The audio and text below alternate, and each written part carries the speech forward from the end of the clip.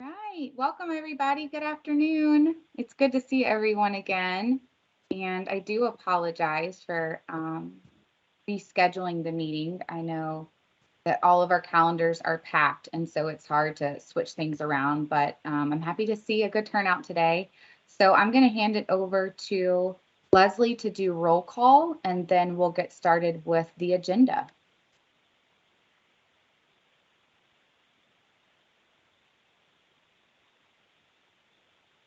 You're muted, Leslie. I was talking up a storm. Is Grace Absher here?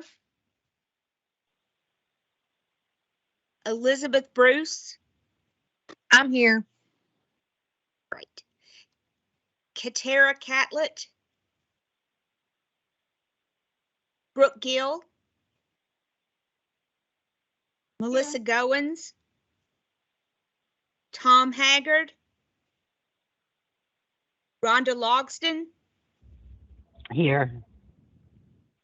Natasha Lucas? Lauren Mitchell? Here. Jennifer Skidmore? Here. Kathy Smiley? Mona Smith? Here. Julia Staten? Or Staten? I'm here. Right. And Angie Wright. Okay. You all received the minutes. Megan sent those out just right before the meeting, and I want to see if you all had time to look over them. I need a motion to approve those minutes. This is Elizabeth Bruce. So moved. Great. Is there a second?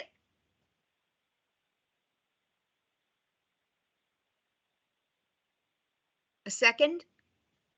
Lauren Mitchell, I'll second. Thank you. All those in favor? Aye. Aye. Aye. Motion carries. Thank you.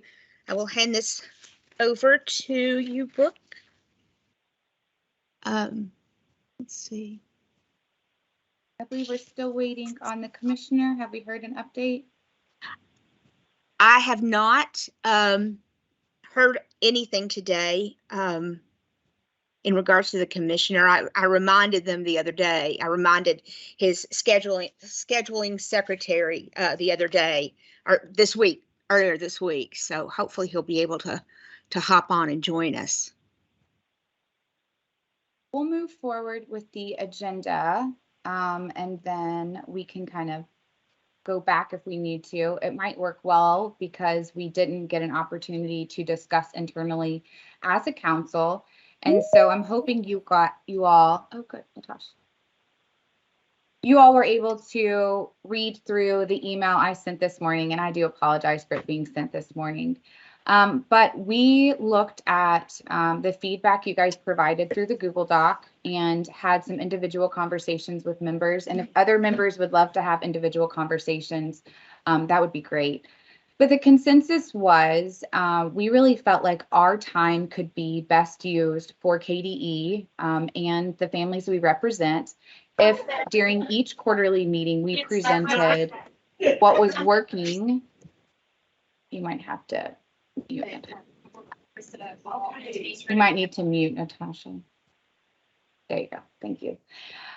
If we presented ideas of things that were working in family engagement and how we might expand some of those best practices to other parts of the state, what does that look like for KDE to support expanding best practices and innovative ideas that are working? And the second was to bring a handful, 2 to 3 each quarterly meeting to the commissioner of challenges that we're seeing in our communities, and not just challenges, but possible solutions or at least a few next steps. So I have asked Rhonda and Lauren today to join me in being kind of the first presenters of this information. So although I'm presenting some information and what I think we might push forward in other parts of the state for this first piece. I really want folks to unmute. We had so much great discussion on our last call. If folks will unmute and add to the discussion. So, and it's okay too if we want, it's actually great if we want to present different perspectives around one challenge. Lauren will be talking about the challenges we're seeing in trying to have minority representation on SBDM councils and how important that is, but how hard that is. What does that look like to address that challenge? And so we want to hear from you as members. What do you think are possible solutions or at least next best steps? And for the commissioner, we just want to make sure that we're bringing that to the forefront as this is a problem and we need to rally behind some solutions. At the end, we're going to have Kelly or Rhonda from Kentucky Spin present on, we see a lot of great guidance coming out of the state, wonderful information, but not always sure that's getting to families and educators. So there seems to be a little bit of it gets stuck, right, in that pipeline of information at the district and sometimes the building leader level. But what could we do and possible solutions to make sure that information is getting to families and educators? One example of that I'll just share just to kind of prime people's thinking as we wait. Oh, there's Dr. Glass. Is we had someone present something around school safety and not wanting to scare children by having some of the drills around an active shooter and how that can really impact students. Well, as she did a little digging for her parent leadership project, she found that Kentucky Department of Education had already released wonderful guidance on how those drills can be handled in a more trauma-informed way. So her point was this guidance is already there, but it never made it to even the safety officer at their school. So at the end, Kelly's going to present just how that can happen across the state. And we really want to lean on you all as council members to help us strategize on best communication practices. So I will hand it back to Dr. Glass to give us a little bit of an update on things happening across the state. Good afternoon. Thanks, Brooke. Yeah, great to connect with everybody. Good afternoon. It's wonderful to see all of you, at least electronically.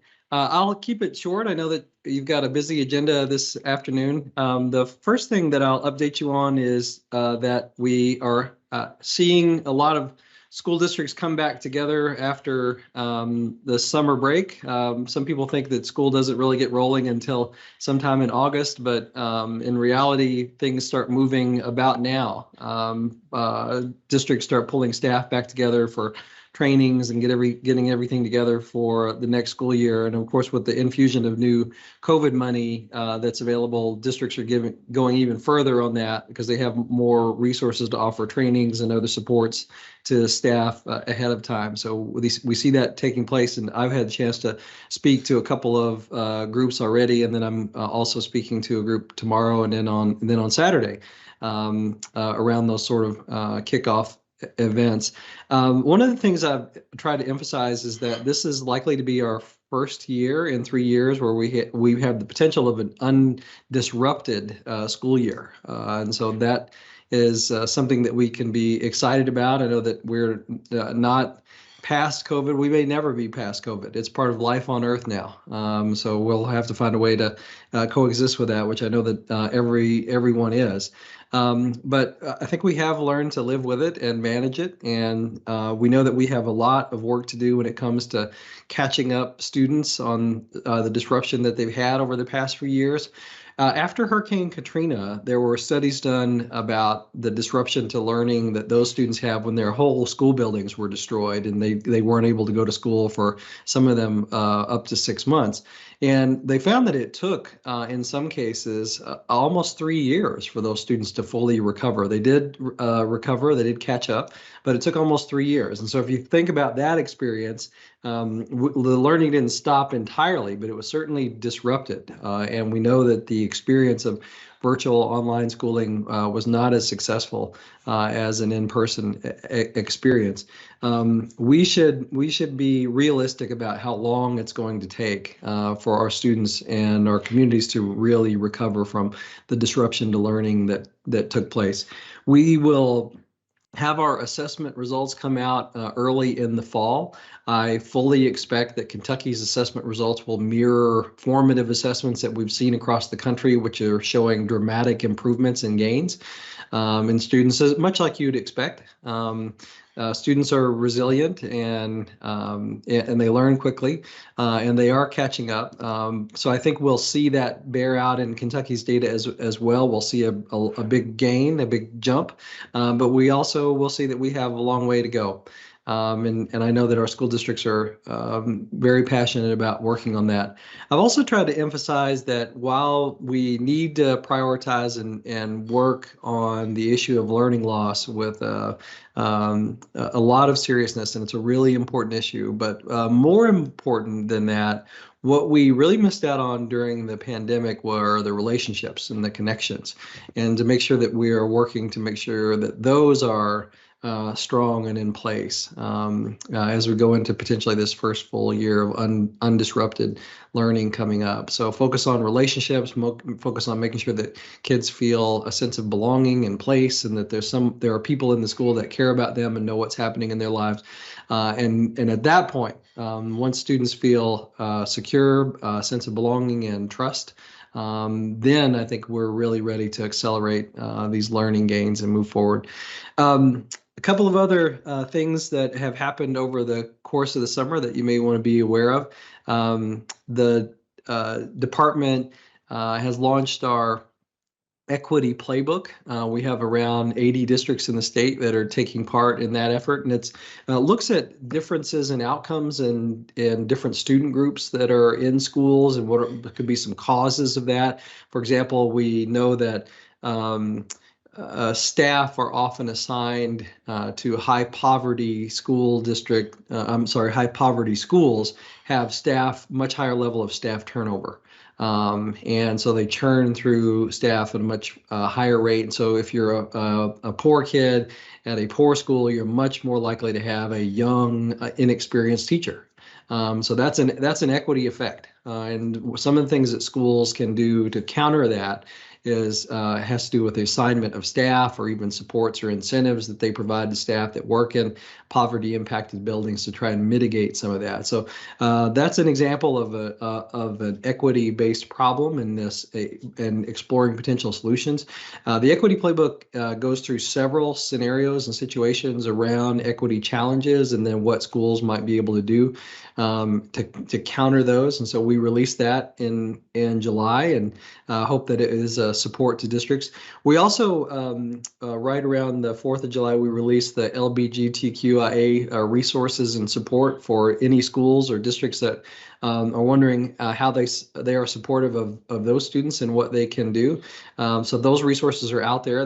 They're voluntary, but we're proud of them and have worked hard to curate a nice set of resources for districts that are struggling with how they can support a group of students that we know struggles with bullying and higher rates of suicide and is really at a higher level of risk than other students. So we have to think carefully about how we can support those kids.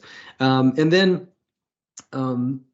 in line with our United We Learn effort, there are a couple of exciting things taking place. The heart of United We Learn is really about changing the experiences that our students have so that they're prepared for the fast-moving, globally interconnected, and automated economy that's already here and is just accelerating. So we have to change the experiences that our kids have in school, because working in isolation, working purely on content, and working on sort of repetitive or memorization-based tasks, those aren't skills that translate very well into the world that exists now, and certainly the world that will exist 10, 20, 50 years from now as our students inherit the earth. So we have to think about how we can change the experiences that our kids have right now. And so that's one of the big ideas that's in United We Learn. We have launched and started two important efforts around that. One is the PBL Works trainings that are happening across the state. We hope to eventually train about a third of the educators in Kentucky on problem and project-based tasks and instructional design. So PBL Works is a national leader in this and really provides an exemplary framework. They've made a huge investment in Kentucky, and we have the capacity to make a big dent in instructional practices that go right to the experiences of students through that effort. Related to that, our regional cooperatives around the state are creating a statewide network at the regional level and then within each school district. And we have 166 of our school districts participating in this, so by far the vast majority participating in it, around a deeper learning network across the state. And the purpose of this really is to share ideas and work that's happening across districts and across schools in every district in the state, we hope eventually, around deeper learning practices and how we make those instructional shifts for students. So I'm excited to see that work take place. I think Kentucky has both in terms of existing capacity work that's happened here already, and now with these changes going forward, we have arguably the greatest infrastructure and capacity for making deeper learning shifts than any state that I've ever seen or been aware of. So I think we can make that argument, and I think we're really at a tipping point where some exciting things may happen. Education may really transform and change for kids in Kentucky because of these things that are in place in our state. So I'm excited about all of that. I want to express my appreciation to Brooke and for leading this and the Pritchard Committee and all the work that y'all have done. We really have seen some amazing capacity also be built around family engagement and family partnership. So that is tremendous to see. And one of the things I sort of committed this summer to learning more about and thinking about how we can work with is this notion of parent power. That is a phenomenon that really has swept the country, and parents demanding greater sort of say and access and transparency. And some of that has taken on, it's manifested negatively and really attacks on schools and attacks on educators. And some of it has been really positive. Like we want to be more involved, we want to be more supportive. But whether or not it's manifesting positively or negatively, it's a thing now. And parent rights and parent power is a thing. And it is something that as in the education community, we have to think about how we can engage with that and use the interest level of our parents to help support better outcomes for our students. We always need to put the students' interest before the interests of the adults and think about how can we make sure that they're getting what they need. The best schools I've ever been in my life had strong parent engagement and strong parent activism and parents that demanded quality for their kids. And I honestly think that if we had parents like those that are in some of our more well-to-do schools that really demand that quality, if we had that same engagement across the board, it would make a huge difference in outcomes for kids. So we have a moment, I think, now with this movement toward parent power and parent engagement that as in the education community, we have to think about how we can capitalize on that, use that, and turn it into a force for good at scale for our schools and for our kids. Brooke, I've prattled on longer than I had hoped to, but I'll stop here and turn things back over to you. Thanks for the opportunity to share some updates. No, you did not go over at all. You actually have 10 more minutes if you want to add on. Oh, well, I can just filibuster here and talk about the football team coming up and I don't know what else. So, yeah. I would like to open the floor to our parents. Oh, we already have a hand up. You'll be thrilled to know that your Family Partnership Council this year is vocal, and we've had a lot of great discussions, so I don't think they're going to be shy. But I do want to turn it over to all members. Any questions that you have directly for Dr. Glass for yourself and the families you serve. This is the quarterly opportunity to have those questions answered and explore some of the things that we just got updates around. So Rhonda, start us off.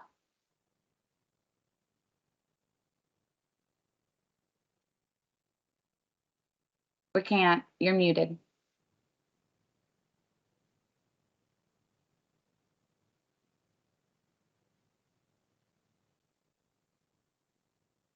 I heard you before when you tested. I don't hear you now. Can you There you hear go. me now? You got Yes. it. Okay, sorry. This is because I live in the middle of nowhere. We have to do phone and computer. So, so I was just saying, I'm never short on words, right? So, several of the things that I know, and especially after this last school year, that are some huge critical things that parents are experiencing and our students. It doesn't matter what district you're in, right? It's not just isolated in one area. Two things, and I know that school safety is at the forefront of everybody's mind, right? And that's the most important thing to me. But what I am seeing, most people believe, if you're not a student or a family that has went through this, most people believe that charges are not filed by districts on students unless it is something outrageous that occurs. I'm finding the exact opposite in the families that we're working with throughout the state. The charges that are being filed, quite frankly, I can't believe that these were charges that were filed, right? And I've read some of these. Just because we have the authority to file charges doesn't mean that that is what should take place. And we've got to understand that we're not seeing that transparency in a way when a student and a family feel that they've been wrongfully charged. Once it goes to the court, it's out of the hands of the school. And there needs to be accountability across the board. Families, and I'm not saying first and foremost, everybody needs to be responsible for their own actions. I am a firm believer in that, right? But there needs to be some rationale used, and realize that when you file charges, you are sending that student's life on a different negative track. And it's not going to go well. And here's the thing too, is that when we do this, is that schools are not even following their own policies and procedures they have set into place.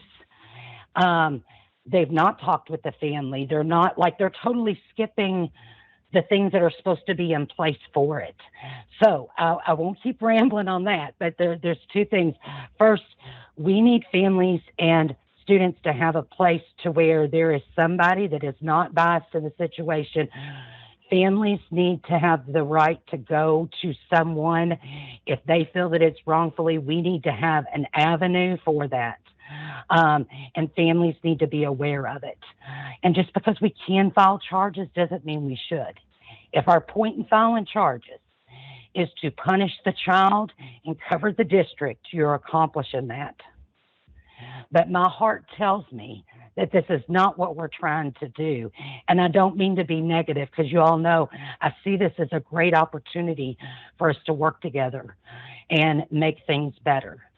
The one other thing, and then I'll hush, I know, but these are huge issues that they are multiplying so badly for our students. And it doesn't matter if they've got a disability or not. It's across the board. Another thing is, with graduation, we need all of our families to have equal access to know what the graduation options are to them. We need districts, because people don't even in the districts know the same terminology. So when you're as a family trying to find out the options, you're supposed to, as a student and a family, be made aware that there is the early graduation pathways option for them, that every student should have that opportunity. It's not occurring. You have to know certain people. And this past year, no one knows of those. And then when you ask what are the other early graduation credit-based options, because some districts offer it, some don't. The districts don't even know what you're talking about. So we're even helping families use the language that comes from KDE. And this is where, too, there's not that transparency. When you try to find out the options on districts' websites, and again, this is throughout the state, you can't find them. And when you have to ask, you can't get straight answers from the school. And the last thing about graduation, and then, Dr. Glad, I know you're going to be like, okay, is Rhonda going to hush? But the last thing is that No matter what option a student chooses to graduate, it is a great accomplishment and it should be celebrated. We should, in the way that we approach it and show the options to families, we should not be, this option's because you're in alternative school and you can do this option because we don't want you to drop out. It's all in the way that we approach things and how we provide the options, because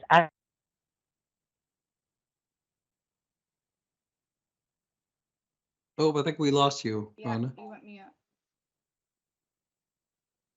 We can't hear you, Rhonda.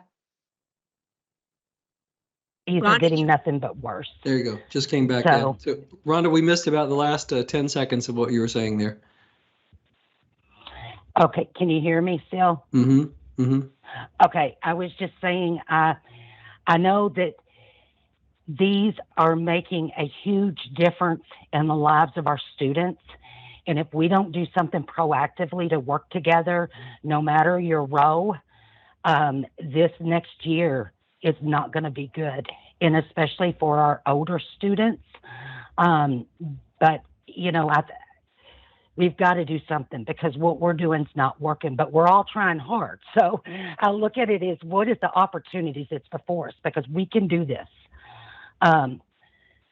So I appreciate y'all listening. Thanks, Rhonda. Well, a couple of reactions come to mind just on the 2 points that you raised, both of which are both really important. I think there's, of course, a huge sensitivity to gun violence and threats on schools now.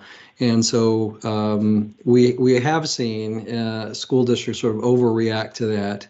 In spite of the numbers of mass shootings that are taking place nationally, the school is still a very safe place for students to be, statistically.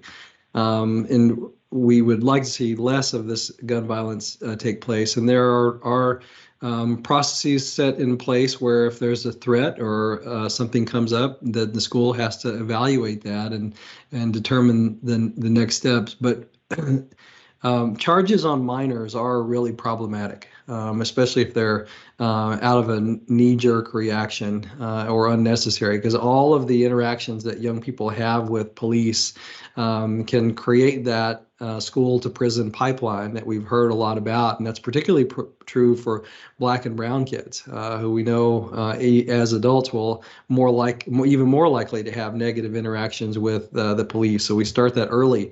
When we start charging minors unnecessarily. I can't agree enough that districts need to have clear policies on these issues and to follow them. That's really the best thing that any district can do. I recall a situation when I was a superintendent. We had a young woman brought an air rifle that she had disassembled in her backpack to school because she was part of a sorry about that. We had a competitive shooting team that she was part of, and she had forgotten that was in her backpack and brought it to school. And the district had clear policies around any weapons that you brought in resulted in an expulsion. So once she brought it in, she opened her backpack. Another student saw it, reported her. She was pulled out of class with the SRO there, and she confessed immediately and said she had forgotten that she had it in her backpack and was carrying it to her practice. But I mean, you can imagine the concern it sets off when other students see gun parts in a backpack at school. So what we ended up having to do, our policy was that there was a required necessary expulsion for that student, and that we had to report the incident to law enforcement. So in that case, we interviewed the student, the law enforcement and the district attorney interviewed the student. We ended up expelling the student for 1 day. So we expelled her for 1 day and then brought her back. So she had the expulsion according to policy. And then the district attorney declined to prosecute the case because he did not feel in that community that it rose to the level of a criminal act. So that's how we handled it. So we did follow our policy, but we had to really think carefully about that situation, what the right thing to do was. But I do think that school districts and law enforcement have to be really judicious now, just in this very sensitive climate we have around gun violence and threats directed towards schools. What's the right thing to do? What's the right thing for the student? What's the right thing for the situation? And have that be guided by policy and the law. So you shouldn't be just making it up as you go along or reacting in a knee-jerk fashion. And then on the Well, second and can item I, that you raised, Rhonda, I do, wonder, I agree completely with what you're saying around better sort of access and knowledge around these graduation requirements. I wonder if you've got any ideas that you could share with us around how we could better do that. And if we don't have time for that now, if you could even email me those, then we can look at what can the department do through our communication supports to better get the word out about this. absolutely. I would love to. If can you hear me? Yeah, I think it's going to take. And do we have time, Brooke, or do you want me to email those? Okay. No, So, well, first, let me just. what we want to spend our time on. So go for it. And Elizabeth Okay. has had her hand up, so I don't know. Elizabeth, are you presenting another topic, or would you like to weigh in on this? This is a different topic. Okay, we'll close this one up, and then I'll jump to you.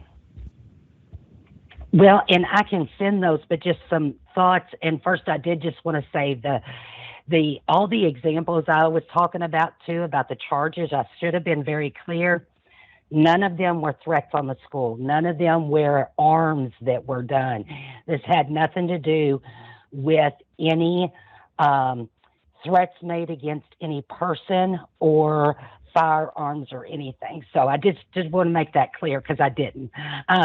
But I do understand and I greatly appreciate you talking about that. One of the things I think with getting the word out, because it's the counselors at the schools don't understand, like even if they don't offer it, if there could be some targeted training for school staff that they need to make sure that everybody is aware of the options that are available, but also too in the approach and how you explain those in a positive manner. That I think the way that we package those, and I would love for us to work on stuff like that. I think we're doing a lot, with SPIN and offering stuff through different formats. So I think it's going to take pushes from all of us working together, like with the schools, but with the families as well. But if there could be something, infographics, something that outlines things that schools can put, because we know too, some school districts have the flexibility of how they've set stuff up and what they offer, right? Not all of them have the credit based, but they need something very clear that shows what it is and the approach that they take and how we're going to have districts ensure that they're getting this information to families, the opportunities. Because the Pathways program, students who do that get a $2,000 scholarship also with it. That's huge opportunities that many students are not even given the opportunity to know about. I just think there's a lot of ways, and I'd love to send maybe and work like with our team in different ones, maybe some ideas or suggestions, but I won't take more time, but I don't know if that helps. Yeah. Well, just two quick reactions, and then we can go to Elizabeth.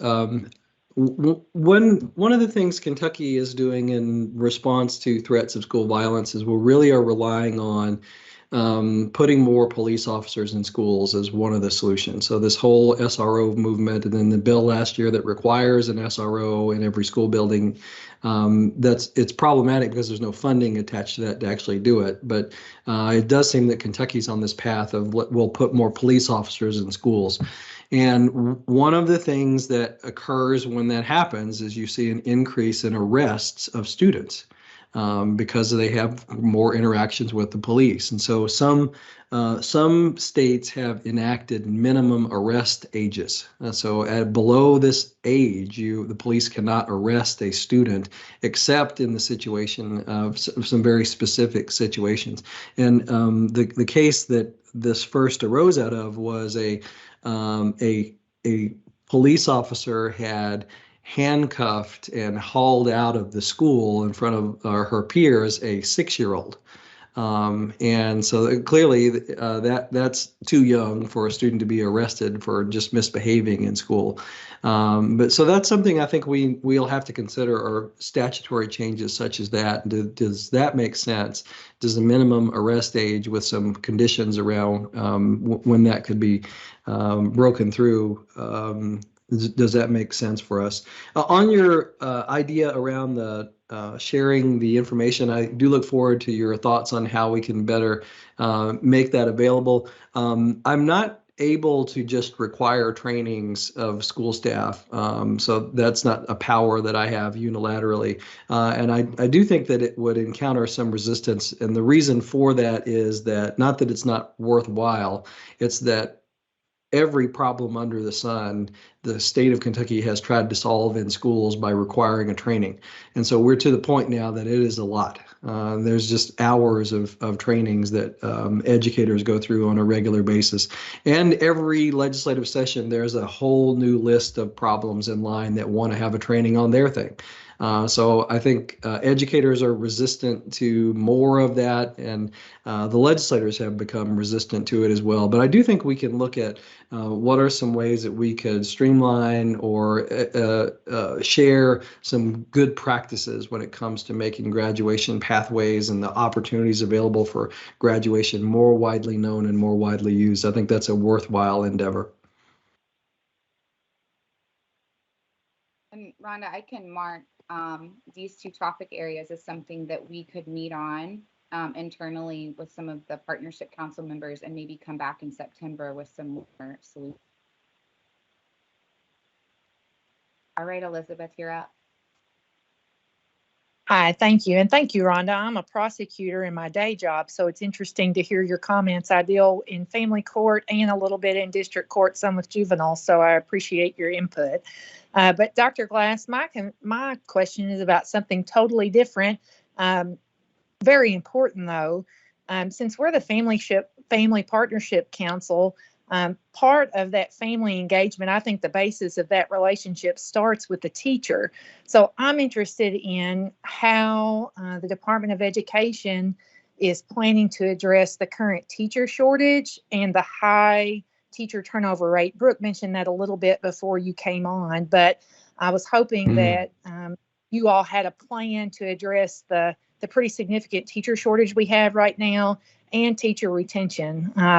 Keeping those teachers, keeping high qualified individuals and not having, subs for part of the year for several classes helps build that relationship and is the foundation, in my opinion, of building that relationship with the family and having a successful school system.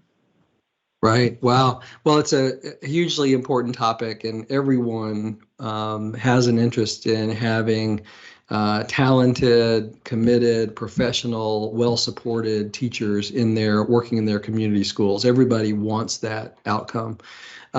We have gotten ourselves to this place through the combination of several actions and inactions over a period of many years that have resulted in a precipitous decline in the number of people entering teacher education programs in the state and choosing to become teachers. So we've seen that number dropping nationally and here in Kentucky. We see a drop in the number of people receiving certifications. We've seen an increase in the number of emergency certifications. And so then those arise when a district can't find a qualified person and they just find somebody who's willing to do it, and they run an emergency certification. So that person is teaching with lesser credentials and background at a lesser standard than someone who has a regular teaching credential. So we've seen an explosion in the use of emergency credentials. We are also seeing increased resignations and retirements, particularly among educators who are further along in their careers that can retire earlier, they are doing that. And that makes sense because economically they have that option available. And if the work is not fulfilling and rewarding to them, or becomes something they feel is untenable, they can and are walking away. So we're seeing an increase in that. We are still looking to see if there was a sort of belief that after the pressures of the pandemic and some of the rhetoric directed toward the teaching profession, that we would see this mass exodus of people leaving the profession at the end of this year. We are still looking at that data, so it's not finalized yet.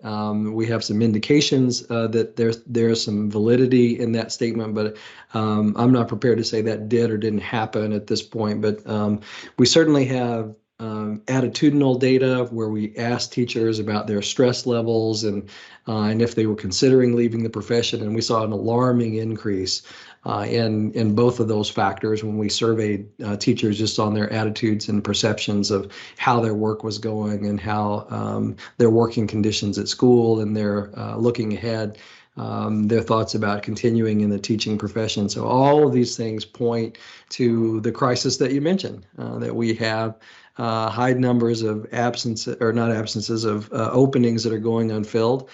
We saw last summer shortages in positions like elementary education, which usually there's a glut of applicants for positions like that. But we had some communities, particularly rural, outlying parts of Kentucky, that would get, they were fortunate if they got one applicant for an elementary teaching position. So that's not usual. That's not normal. It is normal for that problem to be in math, science, and special education, but not for elementary ed, and not for PE, and not for social studies.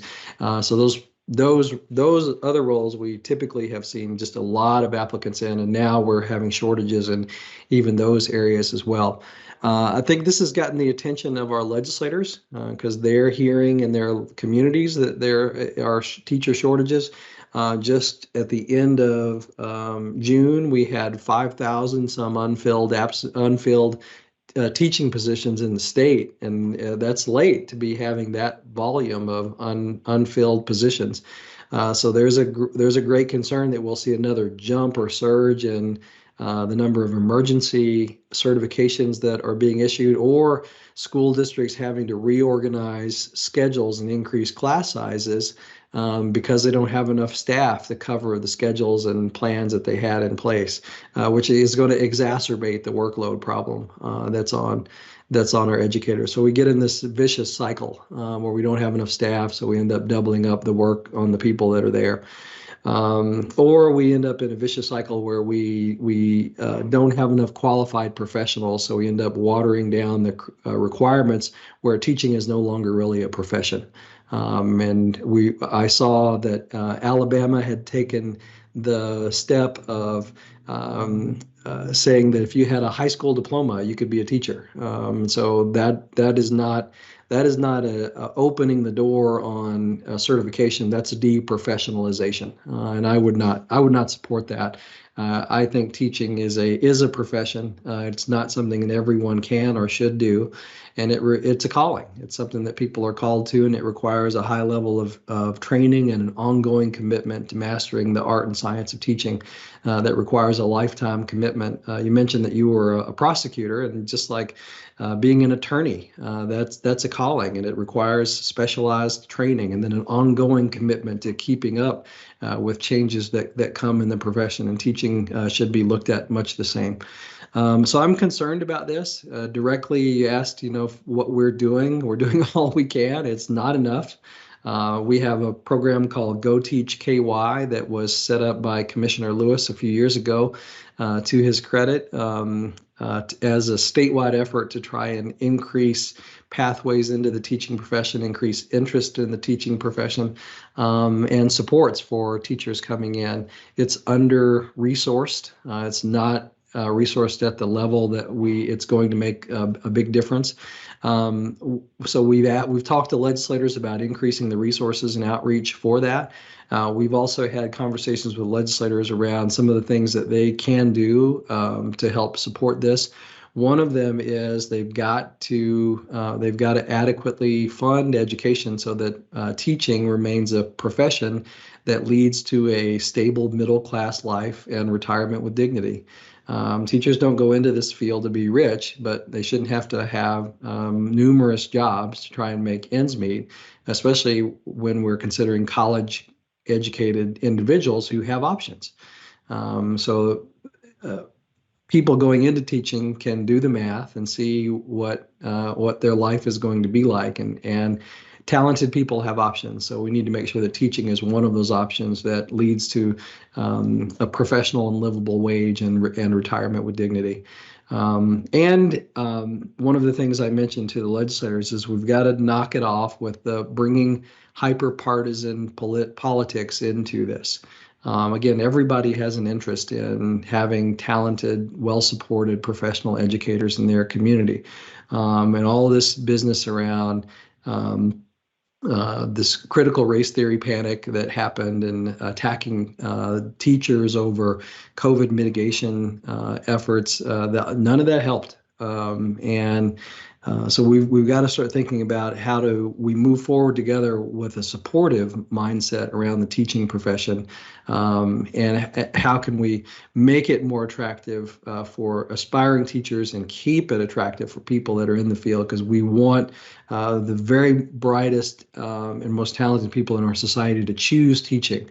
And we will not do that through continued attacks or erosion on the profession, or honestly the compensation factors that come with the profession. I agree completely. The other question I have that goes along with this is, what can we do at our district level? I mean, is this something that, I live in a very rural area, and sometimes the priorities are a little different than what I feel like they should be. People don't bat an eyelash about spending hundreds of thousands of dollars for an athletic complex, but if you want to give teachers a 3% raise, they think, oh, it should be 2%. I guess, what are some things that maybe we could do, or parents could do, to assist even at our district level with using the resources the districts do have to promote teacher hiring and retention? Yeah, well, having been a superintendent and gone through numerous budgets, it is a struggle. The challenge with salaries is that they're ongoing, right? Like if you give a 3% raise next year, you've given a 3% raise forever from that point going forward. Whereas if you put in $150,000 to replace the baseball field, you spend it the one time and then you don't have to do it again probably for 25 more years. So there are differences in one-time expenditures and ongoing expenditures, but school districts have got to offer a competitive wage to get people to come to their district and go to work. At one level, it's a labor market problem. And you solve a labor market problem with an increase in what you're willing to pay. So it's a supply, demand, and price calculation at some level as well. And what districts pay their educators, both the ones that they have and the ones that are coming in, is a major part of this calculus. So the things that you can do locally, you could consider running for school board. Those are the people who are going to make that determination, is the local school board members. If you're not in a position to run for school board, or you have a great school board member that's already representing you, you can also show up at board meetings and sign up for public comment and make your voice heard around advocating for increased salaries. You can also write your board and write your superintendent and let them know your priorities when it comes to compensation and the budget and the budgeting process. The whole budgeting process is a public process. Districts have to publish in advance what their budgets are going to be and then adopt them publicly. So all that happens out in the open. So I think advocacy, serving on the school board is one way. Advocacy with school boards and your superintendents is another. And then also what's really helpful is advocacy with your elected officials in the state legislature. At the end of the day, how we fund schools is driven largely by the decisions that happen in Frankfurt during the General Assembly, what they do with the SEEK formula. calculation. And so when we don't have SEEK keep up with inflation for year after year after year, it creates a big problem. Especially in districts potentially such as yours that are rural and possibly declining in enrollment. They face some real budget crunches. So while we did see an increase in education funding from the state this year, it played out very differently across Kentucky if you were a growing or a shrinking district. Because even though you may have gotten an increase per pupil, in this coming year school budget, if you dropped several hundred students and lost the potentially millions or hundreds of thousands of dollars associated with that, you may have ended up having to freeze or cut positions. So we saw huge gaps from some districts not doing anything to other districts doing 8 or 9% across the board raises, just depending on how that hit them. But I think, Elizabeth, those few things are what I would recommend. Think about running for school board, think about advocacy with your school board and superintendent, and then also think about how you can communicate your priorities with your local elected officials, that funding education is really important to you. Before I don't have anything else to ask. Thank you for your comments. I did want to say we have a wonderful school board and a wonderful community. I wasn't trying to throw them under the bus. It does sound like from your comments, though, I think probably the linchpin to all of that is being able to be funded long term to where you count on that money to feel confident in increasing teacher salary, as opposed to maybe one-time money that you got due to a particular situation or whatever was going on that year. So right. Not trying to throw everybody in my area under the bus. They do a wonderful job, but it sounds like long-term funding and legislation is the linchpin of all of that. Yeah, well, I'm really glad you said that, and I don't mean to impugn school board members either. We're fortunate to have people in our communities to serve on school boards and to serve as the voice of the community and helping direct the school. And they've got really difficult, impossible choices they have to make every year when it comes to budgeting. Things like, do we want to have class sizes under 30? Or do we want to have a school counselor available? And those are the kind of wicked choices that school districts have to make every year.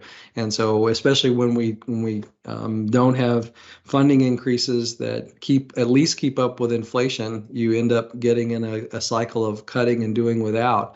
That can really wither not only the compensation levels available for staff and lead to the kind of labor market problem that we've been talking about, but also real reductions in programs and services for students and families. So we end up doing away with counseling supports. We end up doing away with extracurricular activities. We end up doing away with electives and art and music opportunities for kids. And I think for most of our students, those are the reasons that they love school. That's some of the biggest reasons that they love school, or to have those kinds of experiences. They're really, really important to our kids. Thank you, Elizabeth. I appreciate you. Thanks, Elizabeth. And Lauren's got her hand up, but just to kind of close on Elizabeth's point there, something that did come out of our first council meetings was this desire around this parent power. So I just ask, as you're looking at this parent power over the next couple of months, we really want to help change that narrative too, of families are here to help and can build the capacity of schools.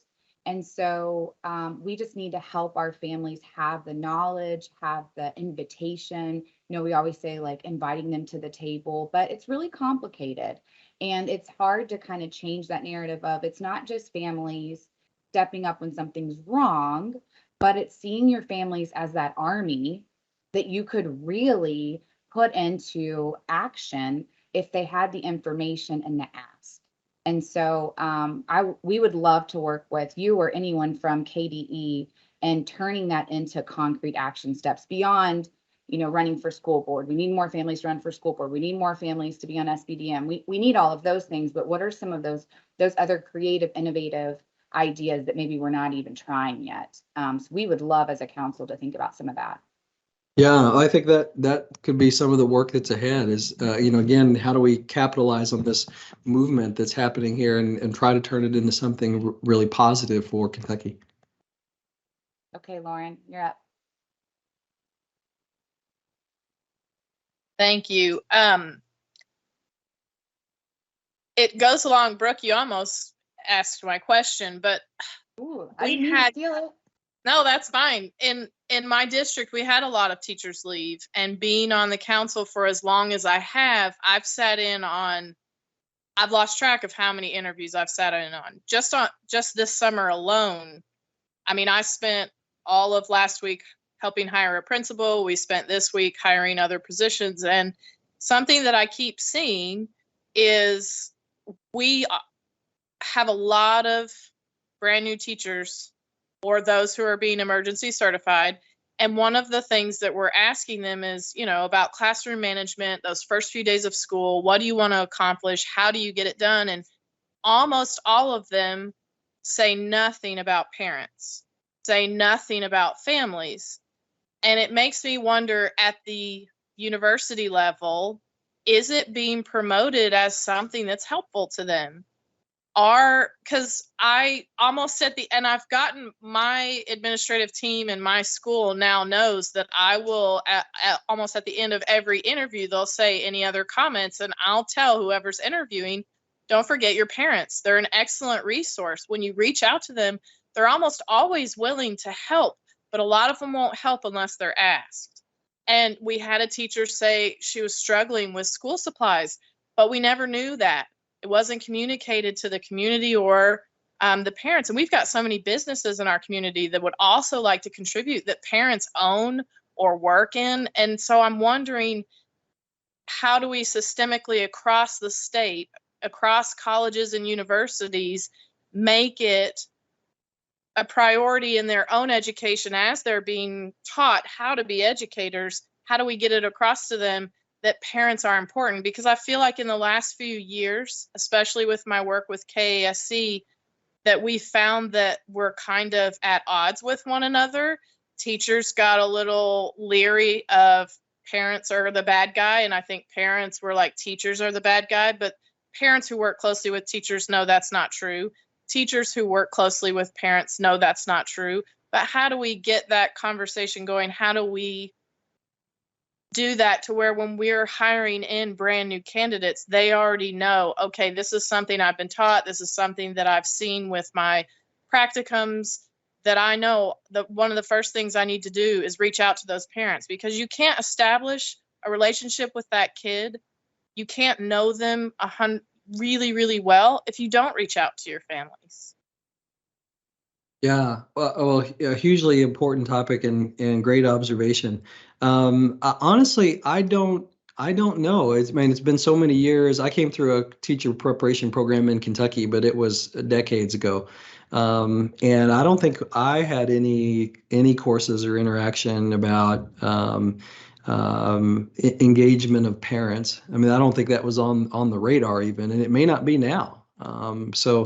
It's a really important question, especially given this movement that we talked about earlier around parent power and how that's sort of a surging thing, and how our teacher education programs, which is overwhelmingly where our teachers are prepared in the state. They come through our university-based teaching programs. How are they being supported or made aware of this movement and how they can positively interact with it? I don't know the answer to that, or if it's even happening.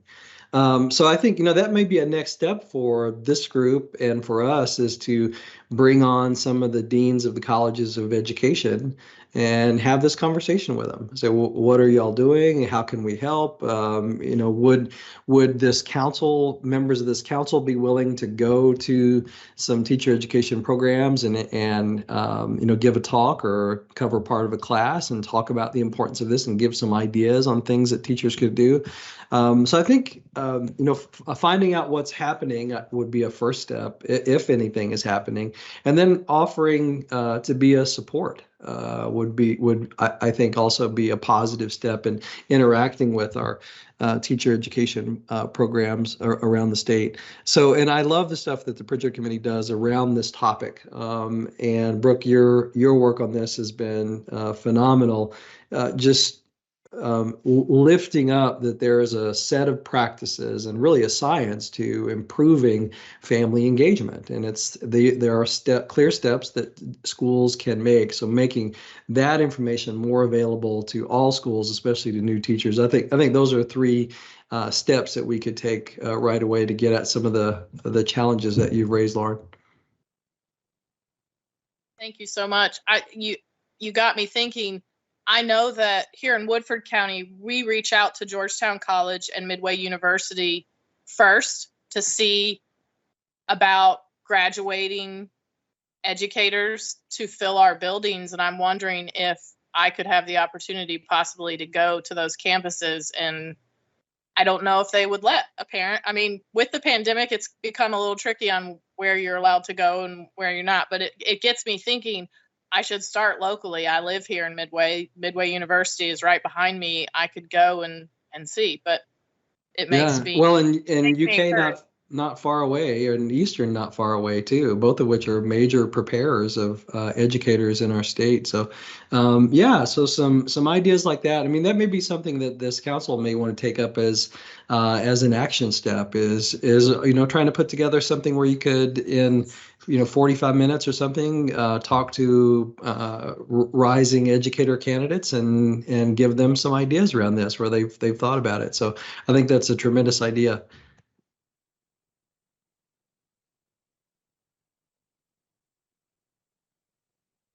Awesome. And I will just plug a little bit, because if Edna Shack is listening right now, she'd kill me if I didn't.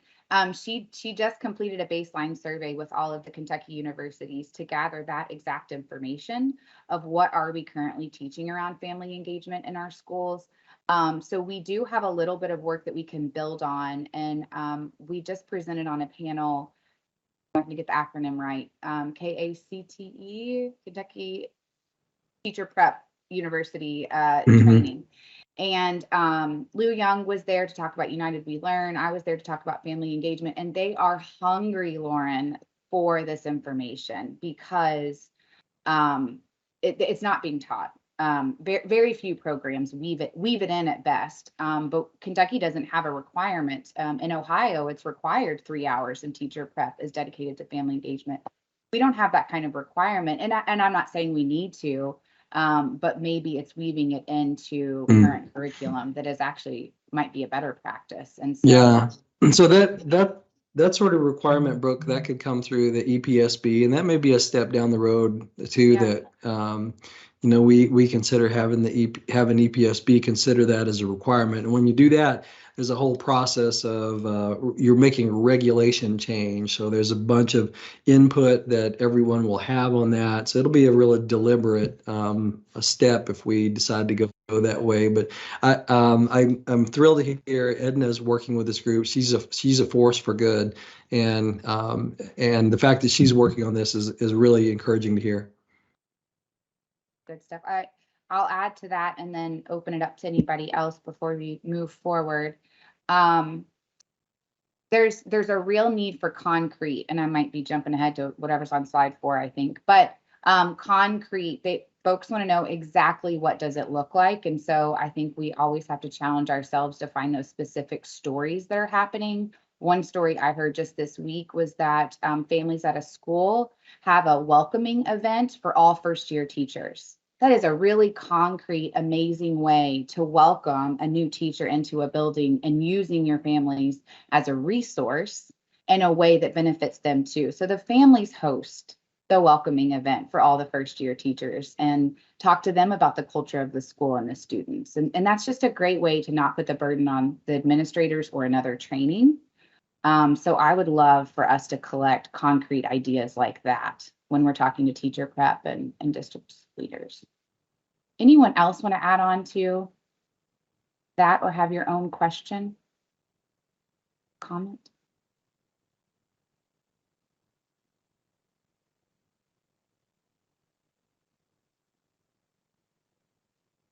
What? Go ahead. Oh. Anyone? All right, I think we're going to move through. We had 3 specific things we wanted to offer today from the council, in the way that we want to sort of set ourselves up moving forward is that we're going to meet between these official meetings with you, Dr. Glass, to talk about 2 to 5 biggest issues that we're hearing from families in our districts and present those challenges to you along with some possible solutions and next steps. So we've prepared 3 kind of big rocks today. The first half of the agenda always being what we did today, which I think is invaluable conversation. So updates from you, conversations with our members, and then the second half being some kind of prepared topics that we wanted to run by you. And we haven't figured all of these out, but we just feel as a council, it's our responsibility to make sure that we're shining a light on them. So if you'll move forward, I think, is it Megan? Leslie? I'm sorry, what? Will you move the slide? I don't know, do Sure. I have control? No, I got it. There was other stuff going on behind me. I apologize. Good, you're good. We are in our second hour. I think Zoom has like a 1-hour limit. But so what's working in family engagement? I do think this goes along with the goals of the United We Learn and taking the random acts of activities and baking it into system processes. So just a couple of our findings that are worth sharing. Next slide.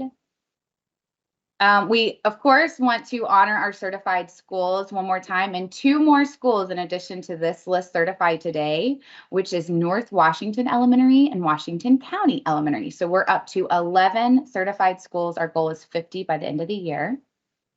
And themes that we're learning from these schools are, this is just some good food for thought for all of us on this committee and for those folks at KDE working on this stuff, is that we're hearing that schools are delighted that they're doing more than they thought they were doing.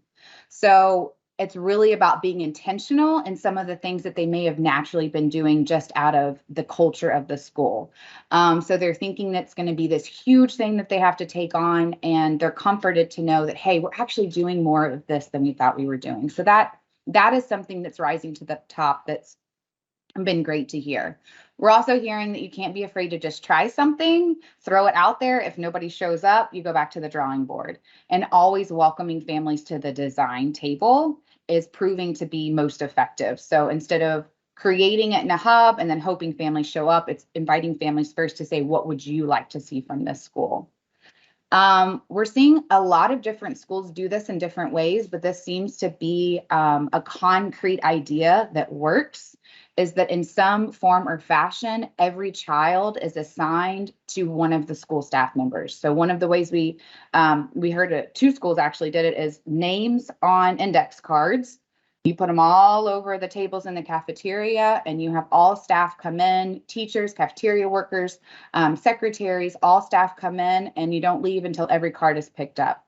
And the assignment of that school staff member is to find that student and know that student. Who is the adult at home that supports their education journey? They need to find and know that child. Another school did it, one of our family-friendly schools, with pictures of the children. And the activity was to put a sticker on every picture of a child of a student that you have a relationship with. This was a high school activity. And at the end, there was actually 2 pictures that had no stickers. So out of 35 staff members, there was 2 children that not one staff member had a personal relationship with. And that was the beginning of their family engagement journey. So we're hearing that it's these kind of concrete ways of just looking at pictures and names, and do we know this child that that's working in our schools. ELL, we're seeing a lot of participation from our ELL families when we simply translate and have interpreters. They're showing up, and it's really heartwarming to schools to see that when things are translated and when they present that interpreters will be present, that they're getting a lot of participation from ELL families. So we're excited to see that working. Again, I've kind of beat this, but they want to know exactly what it looks like. So rather than create meaningful relationships with your families, no, what does that look like? One of our most popular resources in our digital playbook is the welcoming phone call script, which literally shows teachers how to call and welcome a family to the school. And I think this goes back to some of the teacher prep conversation, is that our teachers are just really not getting this training and role play opportunities. And so when they come into an environment and you need to build relationships with families, I don't know what that looks like. And I need you to baby step me at least till I get started and then gain a little momentum of my own. Moving into a community spaces is really working. So rather than hosting everything at the school where our family's already meeting, you take back to school night there. You take FAFSA sign up to the community spaces rather than having everything happening in the school building. And finally, we don't want to say goodbye to Zoom. So we're seeing some schools go back to, oh, we can meet in person, so everybody come back in person. But many families found Zoom and phone calls to be more convenient and less intimidating than in person. So let's not throw it all out. We can offer both. So those are our big findings around our family-friendly schools. Next. Administrators, we're hearing that there was a group out of actually Washington County. The assistant principals really took this on, and they were just delighted with the community and networking that this provided. So collaborating around family engagement is something that you can do on a district level that crosses all grade levels. And so when you're thinking about engaging families, a lot of it is relationship building, which looks very much the same at all levels. So we were excited to hear that administrators are finding this as a great opportunity to build district level connections. The self-assessment was something that they were able to create a baseline across school and district. So we had one district use it with the board as well as each individual school, and then her own assessment as a superintendent. And so just something concrete that everybody can have as a common language. In one district, teacher satisfaction went up. So we're talking about teacher retention. Teacher satisfaction went up 13% in just 1 year. And this was in the middle of our COVID year, 2021 data. And the only major district change, of course, there's always changes, but the only strategic shift was in focusing on family partnership. So what do we want to see more of? Of course, everybody wants a slice of the PD time. Teachers tell us that if they had more time to make those phone calls, send those notes home, try out different relationship building strategies, that it would really help. They need time. YouTube videos were also very popular, especially in middle school. When you start a new section of your unit, just to make a quick YouTube video to send out to the families that says, hey, this is what we're learning this month. Here's some cool questions you can ask your kiddo. Remember, this is my email. Just things to keep faces and voices familiar. Dayton was a shining example. They took their 3 professional development days, and those are specific to family engagement this year. That second point was kind of something that we brought up earlier, which is we really want to work on families being time and resource savers, resources to the school rather than being another thing on the teacher's list of things to do. So it's both. There are partnership ways that link to learning for student achievement that does take time on the teacher's part, but there's other ways that families could really be resourced. And streamlining. We work with Natasha Stein a great deal at KDE, but still looking for opportunities to streamline all of the family engagement requirements and reporting that schools are held to. It's all a little bit loose, and so there's really some opportunity to just align it in a much cleaner way, because most of it is a little bit vague. So we could tie it up more to help schools have a clean process for running their family engagement programs. So next steps, we're working on the 50 family-friendly certificates by November 1st. Of course, anytime KDE supports that and other family leaders support that in their districts, it just gains more momentum and encouragement. Encouraging administrators to designate calendar time for educators to study and practice. Family engagement weeks, just kind of highlighting it as an important time in the professional development calendar. It's all about getting to know families first. And so what can you do to get to know your families is first? And you can make it a lot more concrete and calculated later, but just get to know your families. How do you want to do that? And then we just need more streamlining. So that was the big rock I wanted to present today, and just open it up to Dr. Glass if you have questions on that, or members if you want to add on. I don't have any questions. Thank you, Brooke.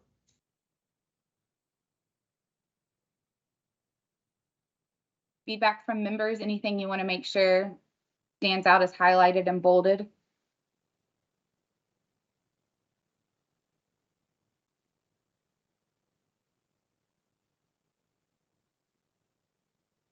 Okay, I'm going to hand it over to Lauren to present the a second piece.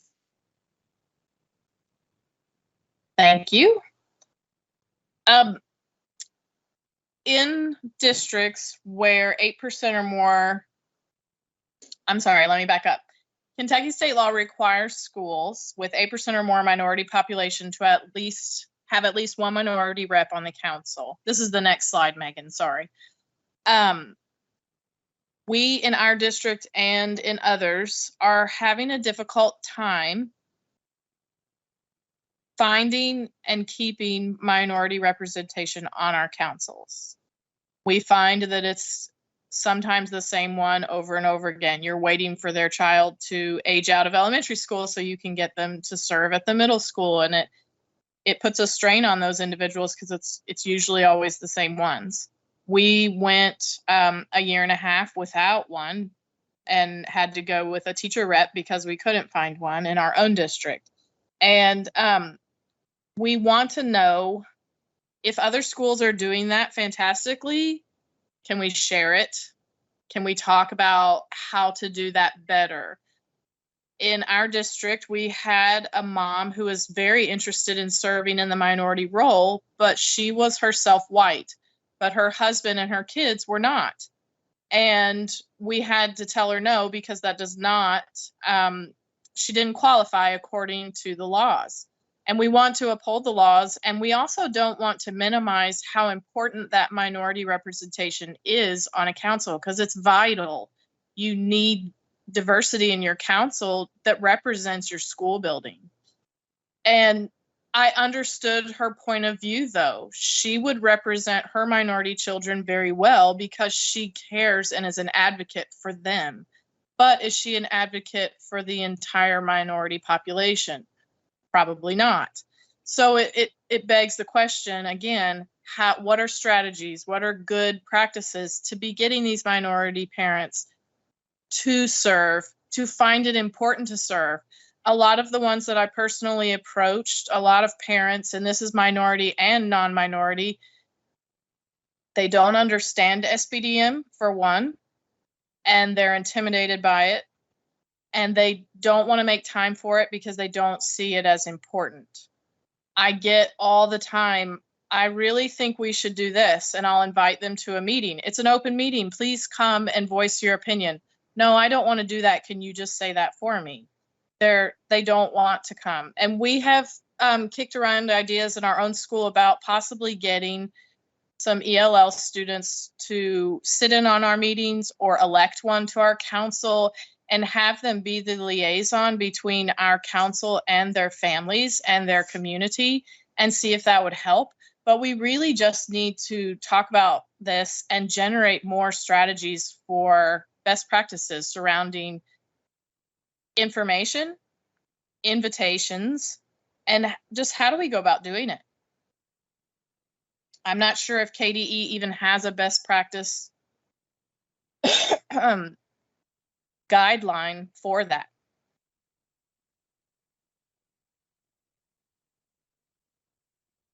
I'll open it up to you, Mr. Glass.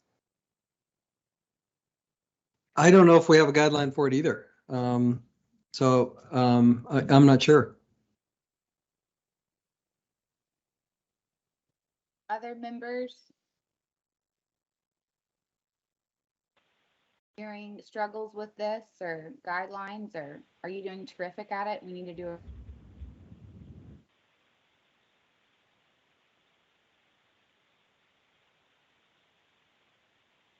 I mean, I would,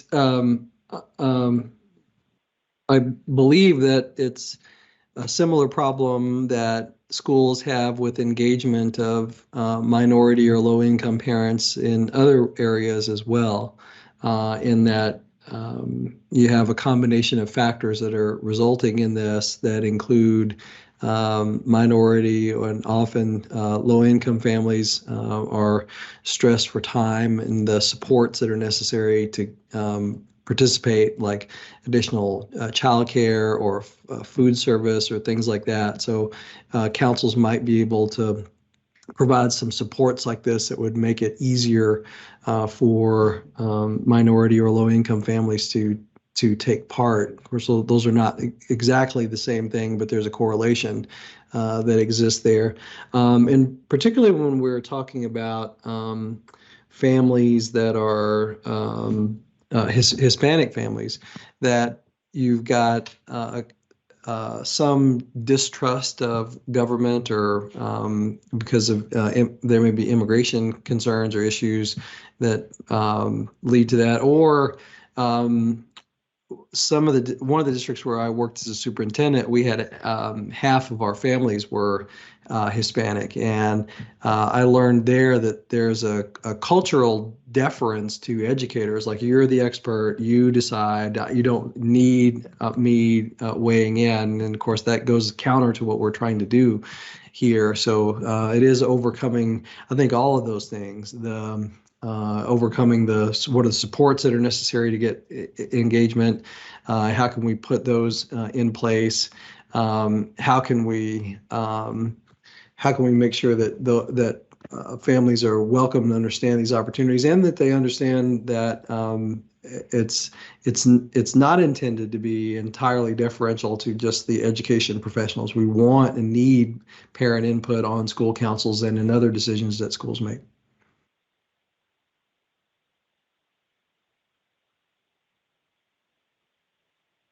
Could this be something we might work with your equity task force on?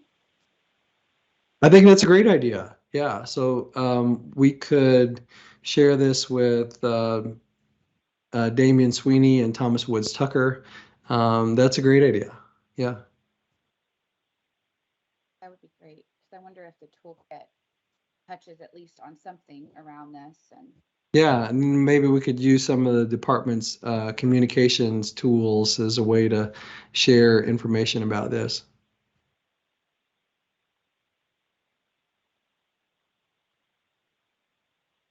other members, I hate to just jump to the next one. If anybody has, Lauren, did you have anything? I just wanted to say thank you so much for your time, Commissioner Glass, and even just hearing us out, because I feel like parents in general are a major untapped resources in a lot of schools and on a lot of councils, especially our minority parents. And it's vital that we have that voice. So I just wanted to say thank you. Well, thank you. It's really valuable to me to have hear these sorts of ideas, and this is how we get things started and things moving. So, y'all have done good work here and brought up, I think, a lot of good next steps for the department and for this council to move forward with just today. All right, we have one more topic we want to touch on, and we have a little bit, but this is something that we just didn't know how much maybe KDE was aware that the wonderful guidance and announcements that you all sometimes put out don't get all the way to families and classroom teachers. And so just kind of bringing that up is what Rhonda's going to touch on. Yeah, well, we know that we've only got about a 20+% open rate on anything that we send out, which from a marketing perspective, the marketing experts tell us that that's phenomenal. If you can get 20% to open it, that's really good. And we think it's really terrible, but it's part of the challenge of everybody getting just deluged with information and stuff, is you got to find ways to sort of rise above that. Yeah, Can you all hear me? We can. Okay. Okay. Well, and that's one of the things because, even prior to COVID hitting, and conversations that I've had with a lot of people, I don't think that we realize how fortunate we are here in Kentucky. I know there's a lot of things we have to work on, but I'm going to tell you something, and especially with the guidance that's been issued, and that all of our children have not been forgotten when guidance rolled out and a pandemic hit. Um, because I work with a lot of different people in other states, this does not happen. We are very fortunate at not only just the information that's provided, but the thought behind it. And especially, again, COVID is a perfect example to this. And as we were all figuring it out together, and we worked really hard to try to see how we could get that information too, right? As soon as KDE would roll it out, we've got to get it in the hands of families and educators. And I can't tell you how many times I have heard into this day in a lot of our webinars and our stuff we put out, I've got just as many educators that come to us to get it than the other, and they're like, where did you get this from? I'm like, it's there. And so there are such barriers in the gaps in communication that's not getting down. And people don't realize what's there, and really working to try to, and exactly what you said, I've done the same thing with SPIN, because everybody says a 20% open rate is great, but then I'm like, no, because all I keep thinking about is the 80%. And that's the people that's on the list. We still got more we got to get on there. So how do we look at that? And Megan, on the next slide, if you don't mind, these were just maybe several things to throw out, because what's occurring is it does get to the administrative level, I've noticed. And again, when I say this, know that this isn't just one district, one area, right? We're seeing this, throughout the state. But, and like you said earlier, when we're talking about like the training, there's so much that it's like, I know just from my inbox, I wouldn't imagine to see what your inbox looks like. There's so much that you can't catch it. If you happen to even know and get on the right listservs. So if it goes to the, the district level, it's not making it to the school people, the one who are delivering it. So if, and not just guidance related to COVID, it is, the announcements. But I go back to the example earlier about graduation options, right? We're not even using the same terminology. Nobody knows. And again, that was one example. Nobody knows what anybody's talking about, right? If you don't use the right words, then everybody you run into a brick wall, right? So I'm finding this with educators and with families. So we're going to have to try, and there's no one nice thing that's going to solve it, right? And I know that. I'm very realistic. But how do we do it, and how do we put it in a, again, I know that there are the newsletters, but then there's like tons of newsletters. Can we put it in one thing to where it may just be bullet points? Like I'll tell you, Kelly that I work with, she's amazing with sending emails and stuff. She's like, put stuff in bullet points, maybe just a few words. Do we bring it down to where they can click on to learn more? And I know I may be simplifying stuff, but people are going to be more likely to read it and pay attention to it and see where it applies to them. We got to get them accessing it and reading it. But, making sure too that families know that these are things that apply to them. And we've got to make sure too that, because we know there's so many things that districts get to decide too and put procedures in place too. So there are gaps in everyone not understanding how do you take that, regardless of your row, mirrored with the district stuff and mesh it, if I'm making sense. So, looking at a variety of ways, and what we've been doing, with Kentucky Spin is because a lot of people, yes, we're going to have the webinars. Okay. But just like you said, the training, people are trained out. People don't have time for one more meeting. Are there short videos, the infographics?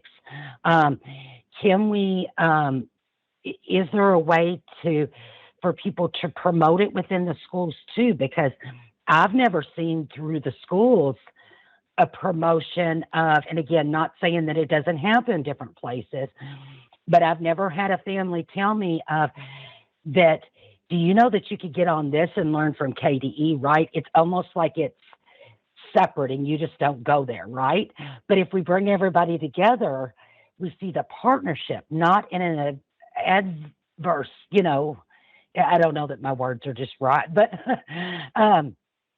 how do we look at the strategies on it? We need to ensure that it's coming from the top down and that people not only see it, but they understand how it applies and they see that it's relevant. These were just some ideas here, and then I'll open it, I'll let you all kind of chime in. These were just some ideas about, with looking with families and educators.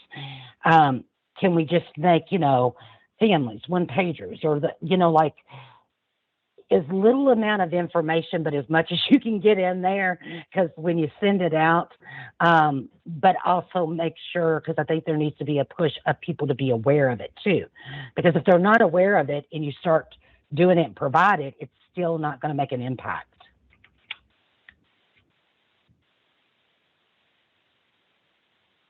Yeah, this is a constant problem that we have around how we get information out in a way that is timely and relevant. And I think the only thing that we found that is effective is you just have to repeatedly go over it, and because even when you have people that if they open the email, they may not read that part or they may not fully get it. Even if you have people that are sitting in a meeting or room, they may be tuned out and not listening to what you're saying. So you have to do something like 97 times until it kind of sinks in.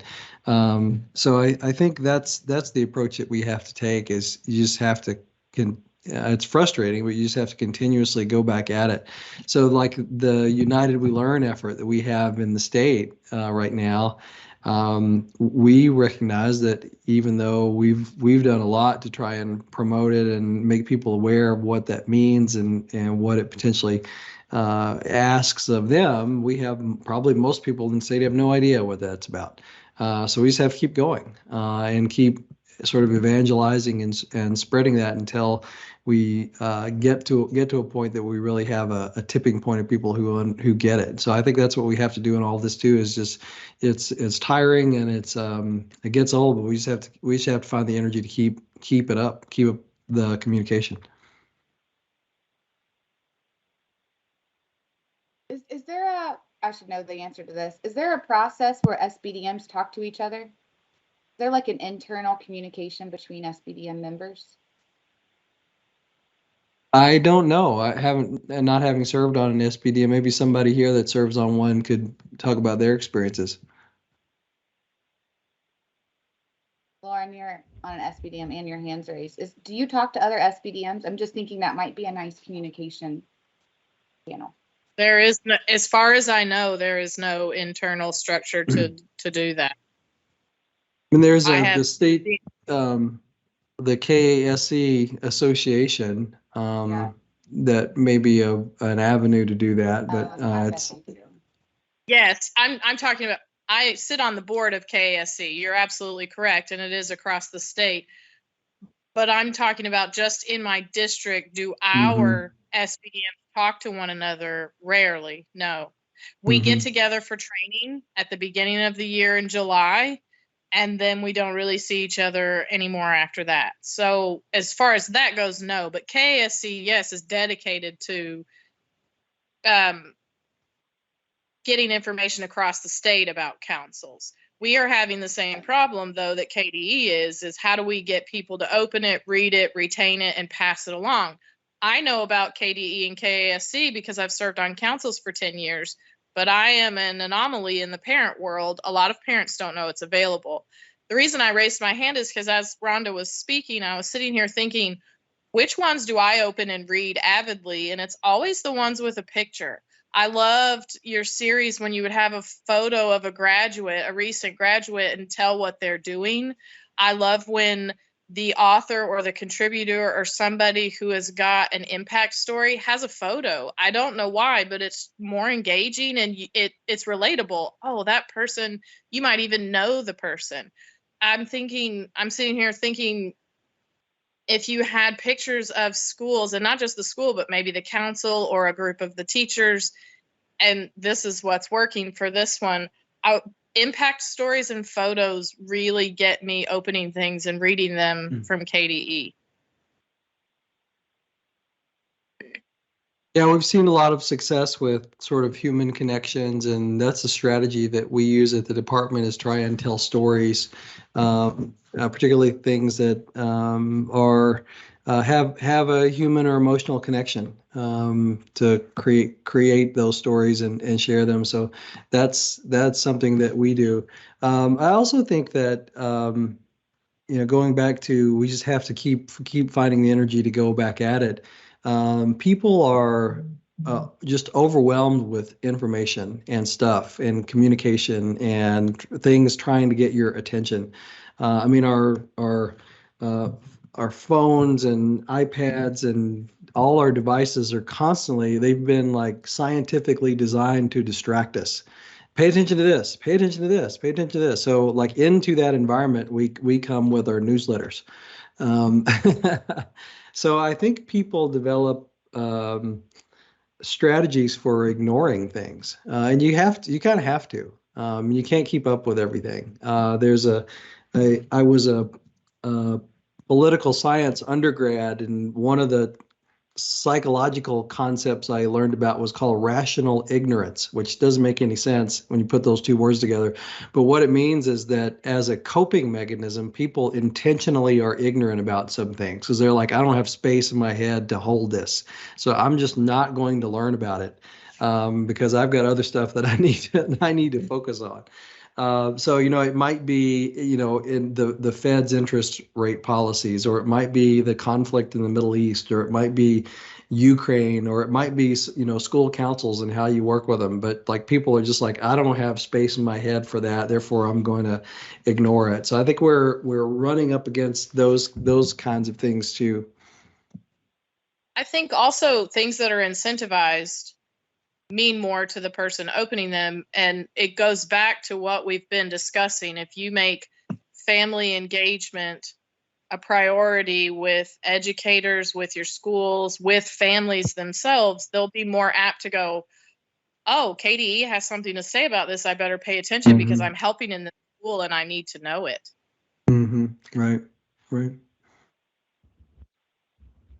Yeah, and I think it's relevance, like things that are relevant and helpful to us. I think the whole time that I was superintendent in Colorado, we got these weekly messages from the State Department there, and I would kind of skim through them, but most of the stuff I would not read because I didn't have time to, and it was long. And we do that to people too. We just bury people with information. There's a lot that we're trying to push out. But I do think that we've got to keep coming back and trying to communicate the things that are most important to us. And for us to think about what is the main thing here? Like, because we know that when it comes to family engagement, partnership, power issues, there is limited attention, and within and outside of that, you have all sorts of other things that are competing for people's attention. So what is the important thing that we need people to know, and can we focus on that? And I'm wondering too, and again, there may be something that I'm not aware of, so I apologize in advance.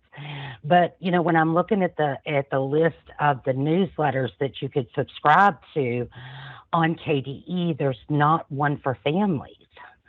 But I do remember a while back when COVID hit and everything, and I believe you had sent out like messages to families.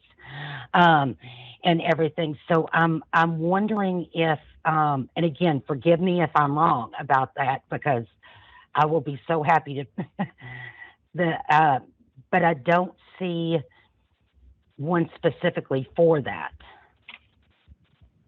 Let me check here. We have a number of newsletters that we send out. So I'll put the sign up for that in the chat. Y'all can look at it. It doesn't really go by role. It says, well, kind of what are you interested in? And so in the chat there, if you click on that, it's got education updates, Board of Education, education initiatives, events, standards, teacher recruitment, content for students and families is on there. Diversity, equity, inclusion, belonging, media, and press. And so depending on which one of those you select and then click next, it automatically signs you up for different combinations of newsletters and emails and stuff from Gov Delivery. So that's kind of how that works. So if there's something different you think we should be doing on this, we certainly can. So I can tell you that my jason.glass@education.ky.gov is signed up for all of this stuff. And if you're signed up for all of it, you get hammered with emails. So I was complaining to our communications chief, Tony, 2 days ago that between I think 9:30 and 11 a.m. I received 8 messages from this thing. And I'm like, Tony, what are we doing here? We're blowing people up with email. And she's like, I didn't do it because the individual departments, the offices within KDE they're empowered to send things out that they think people would be interested in on their own. But I think we're trying to be cognizant of, can we overwhelm people with too much communication too? Well, and I'm also signed up for all of those. Yeah. So you get blown yeah, up too. so, Yeah. Yeah, I just wait but for it's the a end good of the thing. week You see list all of the links. work that's being done. So, but I mean, maybe that might be a strategy too, is if we could have on the list something, and again, I'm just throwing this out there, and something the council can help with is that we would have one specifically somehow for families that would be an overview to where they could just get sort of maybe a monthly newsletter we can have families sign up for so they're not overloaded, but it would tell those important things. Again, not that I'm trying to create more work for you, because I know you all have way too much, but maybe that's a way we can help because families aren't getting the information. And I think that that's a huge barrier for our student success. So just a thought. Thank you. I'll put that on our list to discuss between meetings. Is it getting the word out about that link or exploring the idea of, is there more information? All right, that is the end of our, if you'll go to the last slide there, Megan. That's all we had prepared today. Is that enough information for you? That's great. No, this has been really great. I have to tell you, Brooke, that my favorite part of this, I think it was when Lauren was talking and there was like this thing came up behind her head and started like swirling around. I'm like, what is happening here? This is like something like out of a science fiction movie, and it was your cat. But all we could see was the cat's tail. I wasn't even aware she was back there, but yes, when she hears different voices, she comes to whatever speaker, and I didn't even realize she was back there. Well, it was funny because we couldn't see the cat. We could just see the tail kind of coming right out of the top of your head. So we're glad you're okay. Is there anything any council member would like to share before we end the meeting today? Just one more thing. I sure hope you know how much that we appreciate you and everybody there and everything you do to help our babies, even our older babies, and our families and educators. Thank you very much for saying that. I really feel that and appreciate you saying that. We have a great team at the department. It's one of the reasons that I was excited about coming back to Kentucky is just the talent that the department has. We could always do better, and you've given us some great ideas here, and we look forward to working with you and the rest of the council on how we can keep improving. Thank you so much. And thank you, Rhonda and Lauren, for stepping up as our first presenters. And we'll have different voices in September so that hopefully we can rotate through all council members during our term. So I think that's it. Leslie, do we have a real official way of ending meetings? I guess the meeting is adjourned. Poof, there you go.